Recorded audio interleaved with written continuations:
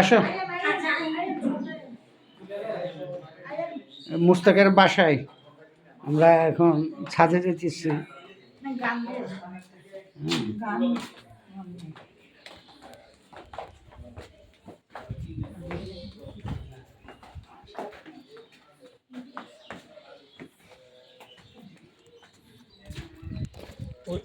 ওই কর্নারে গিয়ে দাঁড়াও।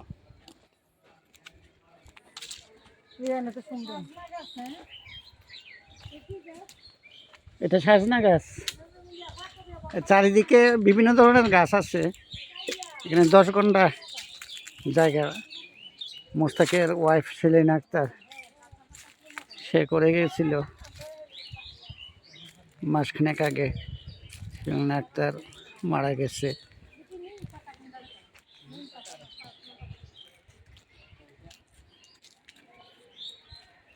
রেলিং করে লাইলে একটু তাহলে বাচ্চা টাচ্চা থাকলে সমস্যা না। এটা ডিমের কুসুম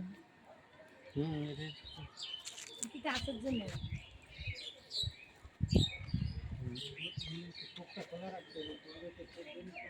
শহরের ভিতরে একটা গ্রামীণ পরিবেশ।